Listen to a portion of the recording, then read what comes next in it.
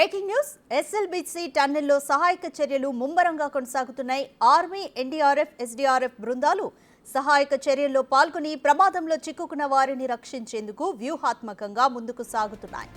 టన్నెల్లోకి నీరు చేరడం, బురద పేరుకుపోవడం సహాయక చర్యలను మరింత క్లిష్టంగా మారుస్తోంది. ఇప్పటికే 12 కిలోమీటర్ల దూరంలో 3 అడుగుల మేర నీరు, బురద చేరినట్లుగా గుర్తించారు. సహాయక బృందాలు డ్రోన్లు, ఎండోస్కోపిక్ కెమెరాలు, వాకీ-టాకీ సిగ్నల్ పరికరాలతో టన్నెల్లోకి ప్రవేశించి పరిస్థితిని అంచనా వేస్తున్నాయి. అయితే సొరంగంలో 200 మీటర్ల మేర బురద నిలిచిపోవడం, నీటి నిల్వలు ఉండడంతో సహాయక బృందాలు ముందుకు సాగలేకపోతున్నాయి.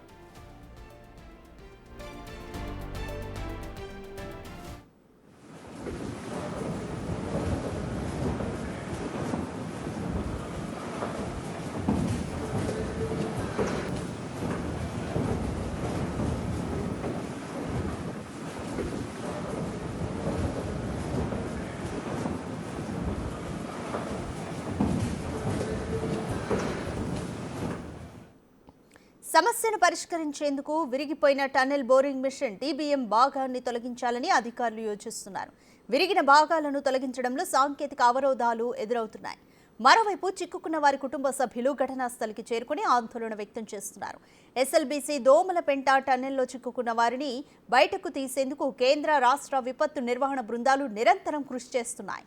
ఆపరేషన్లో ఆర్మీ, నేవీ, సింగరేణి, కేంద్ర రహదారుల విభాగం, జేపీ, నవయుగ కంపెనీలకు చెందిన 584 మంది నిపుణులు పాల్గొంటున్నారు.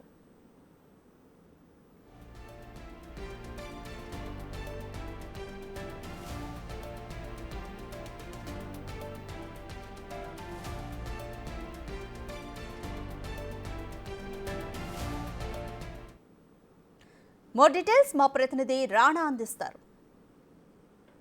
టన్నెల్ ప్రమాదంలో ఇరుక్కుపోయినటువంటి 8 మందిని కాపాడడం కోసం, వారిని రెస్క్యూ చేయడం కోసం అనేక ప్రయత్నాలు ఆర్మీ కానీ, ఎన్డీఆర్ఎఫ్ కానీ, ఎస్డీఆర్ఎఫ్ సిబ్బంది కానీ, అలాగే తెలంగాణకు చెందినటువంటి ఫైర్ సిబ్బంది కానీ, తర్వాత సింగరేణి అధికారులు కానీ పెద్ద ఎత్తున కూడా వారు శ్రమిస్తున్నారు. అనేక మంది నిపుణులు కూడా ఇక్కడికి తీసుకొచ్చినటువంటి నేపథ్యంలో ముమ్మర ఏర్పాటు అనేది వారు పూర్తి స్థాయిలో చేశారు. దాంతోపాటు పూర్తిగా రెస్క్యూ ఆపరేషన్ అనేది చేస్తారు. ఇప్పుడు నా వెనకాల చూస్తున్నటువంటి ఇదే టన్నెల్లోనే లోపల 14వ కిలోమీటర్ వద్ద ఈ యొక్క ప్రమాదం జరిగింది.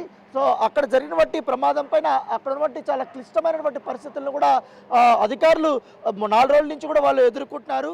అధికారులు వెళ్ళడానికి చాలా ఇబ్బందికరమైన పరిస్థితులు అక్కడ ఉన్నటువంటి పరిస్థితి అయితే కనపడుతుంది. ఎందుకంటే ఎస్ఎల్బిసి టన్నెల్ పైన మొత్తం కొండలు, అడవులు కూడా ఉన్నాయి కాబట్టి ఈ టైగర్ రిజర్వ్ ఏరియా కావడంతో అటవీ సంపద కూడా నష్టం వాటిని కూడా శ్రీశైలం ఆఫ్షోర్ కొండ కింద నుంచి ఈ టన్నెల్ అప్పట్లో నిర్మించారు. ఇందులో గాలి దూరదు, ఊపిరాడదు, పైపుల ద్వారా కూడా లోపలికి ఆక్సిజన్ పంపే చేస్తుంటారనేసి కూడా అధికారులు చెప్తున్నారు. ఎందుకంటే ఇప్పుడు మనం అక్కడ చూస్తున్నటువంటి టన్నెల్ 1 దగ్గర కూడా ఎయిర్ సంబంధించినటువంటి ఒక పూర్తి స్థాయికి మొత్తం అక్కడ ఏర్పాటు చేసినటువంటి నేపథ్యం అయితే కనపడుతుంది. దాంతోపాటు ఇప్పటి వరకు అనేక పైపులు కూడా అక్కడికి పంపించారు. ఆక్సిజన్ మాత్రం ఈ పంపు చేస్తుంటారనేసి కూడా అధికారులు చెప్తున్నారు. దాదాపు ఈ ప్రాజెక్టు పూర్తి కావడానికి 9 కిలోమీటర్ల తవ్వితే సరిపోతుంది. కాకపోతే అంతలోపలనే ఈ పనులు స్టార్ట్ అయినప్పుడు జరుగుతున్నటువంటి సమయంలోనే ఈ యొక్క ప్రమాదం అనేది జరిగినటువంటి నేపథ్యం అయితే కనపడుతుంది. మామూలుగా అయితే ఈ టన్నెల్ పొడవు 43 కిలోమీటర్ల వరకు ఉంటుంది. టన్నెల్ వెడల్పు 10 మీటర్ల వరకు ఉంటాయి. పనులు పూర్తయిన తర్వాత లైనింగ్ సహా 9.9 కిలోమీటర్ల 2 మీటర్ల వరకు కూడా ఉంటుంది అనేసి కూడా వాళ్ళు చెప్పారు. అయితే ఈ వాటర్ డిజైన్ కెపాసిటీ మాత్రం 4000 క్యూసెక్కుల వరకు కూడా ఉంది. మ్యాక్సిమం కెపాసిటీ వచ్చి 5570 క్యూసెక్కుల వరకు కూడా ఉంటుందనేసి కూడా అప్పుడు అధికారులు డిజైన్ చేసినటువంటి నేపథ్యం అయితే ఏర్పడుతుంది. దాంతోపాటు పూర్తిగా మట్టి పిల్లలు కానీ దాని తర్వాత ఇవన్నీ కూడా పడిపోవడంతో అక్కడ వాటర్ అంతా కూడా బాగా స్టోరేజ్ అయిపోయింది, బురదంతా అయిపోయింది. చాలా కష్టతరమైనటువంటి పరిస్థితుల్లో అక్కడికి వచ్చినట్టు పరిస్థితి ఏర్పడుతుంది. టన్నెల్ లోపల నుంచి కూడా వాటర్ కూడా భారీగా రావడంతో ఈ ఎన్డీఆర్ఎఫ్ సిబ్బంది కానీ, ఆర్మీ సిబ్బంది కానీ లోపలికి వెళ్ళడానికి చాలా ఇబ్బందులు పడినటువంటి పరిస్థితి కనపడుతుంది. సో దాంతోపాటు టీబీఎంను కూడా తీసుకొని వచ్చి మరొకసారి పూర్తిగా టన్నెల్ అంతా కూడా లోపల పెద్ద ఎత్తున కూడా ఈ పనులు చేయాలని కూడా భావించారు. కాకపోతే ఇప్పుడున్నటువంటి పరిస్థితుల్లో ఈ టన్నెల్ని కానీ పెట్టి చేయడం కంటే సమయం పడుతుంది అనేసి కూడా అధికారులు భావించారు. సో ఆ యొక్క మొత్తం ఎంటైర్ ఆ ఒక ప్రణాళికల్ని వాళ్ళు పక్కన పెట్టారు. ఇప్పుడు మనం చూస్తున్నటువంటి విజువల్స్లో ఈ కొండ హైట్ ఎంత ఉందో చూడొచ్చు. అప్పుడు ఈ యొక్క మొత్తం ఎంటైర్ ఈ టన్నెల్ ప్రారంభించినప్పుడు, ఈ ప్రాజెక్టు ప్రారంభించినప్పుడు మొత్తం అంతా కూడా ఇంత పెద్ద స్థాయిలో కూడా వాళ్ళు ఏర్పాట్లు చేసుకున్నారు. సో ఇక్కడ ఒక సొరంగంను ఏర్పాటు చేసుకున్న తర్వాత ఇప్పుడు 13 కిలోమీటర్ వరకు 13.5 కిలోమీటర్ వరకు మాత్రమే అధికారులు కానీ అలాగే రెస్క్యూ టీంని కానీ వెళ్ళగలుగుతున్నాయి. మిగతా వాళ్ళు లోపలికి వెళ్ళలేకపోతున్నారనేసి కూడా అధికారులు వారు చెప్తున్నారు. దాంతోపాటు సొరంలోకి వెళ్ళి నీటిని తొలగించడం అనేది పెద్ద సవాలుగా కూడా వారికి మారింది. దాంతోపాటు ఇప్పటికే ఇంజనీరింగ్ వర్గాలు మాత్రం అనేక రకాలుగా కూడా వారు ప్రయత్నాలు చేస్తూనే ఉన్నారు.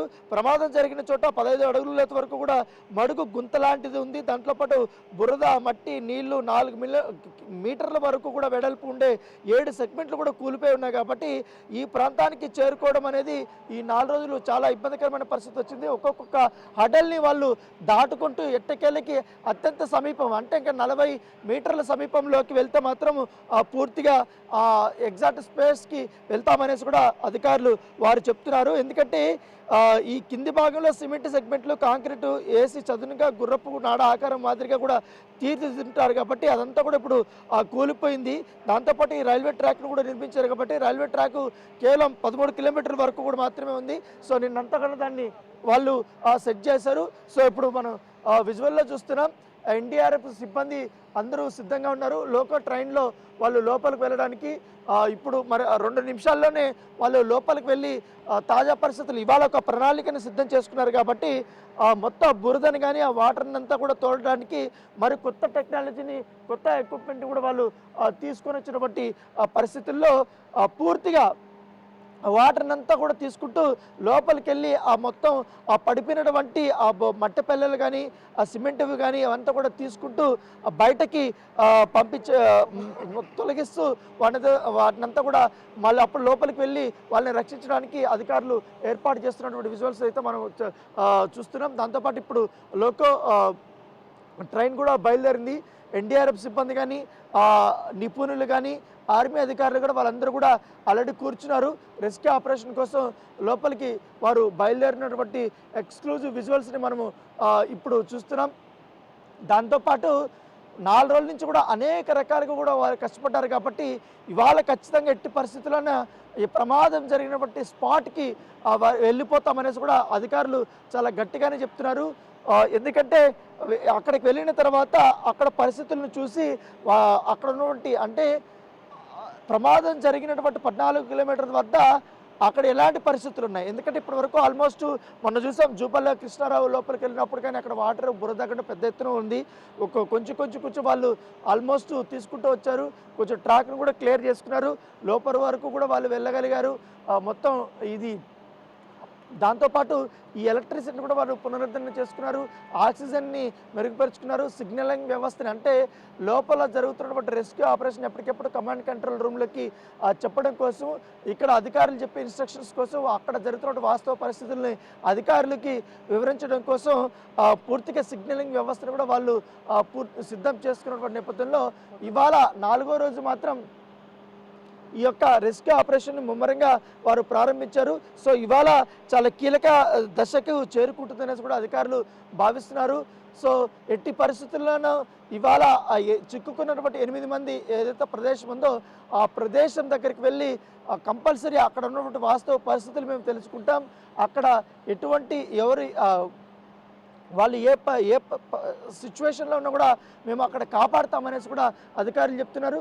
సో ఇప్పుడు టన్నెల్లోకి వెళ్తున్నటువంటి లోకో ట్రైన్ కూడా మనం చాలా స్పష్టంగా చూస్తున్నాం. ఇప్పుడు ఈ టీము దాదాపు 5 గంటల పాటు కూడా వాళ్ళు చాలా నిరంతరంగా కష్టపడతారు. ఎందుకంటే ఇప్పుడు ట్రైను ఆ ప్రదేశానికి వెళ్ళాలంటే దాదాపు 1 గంటన్నర పడుతుంది.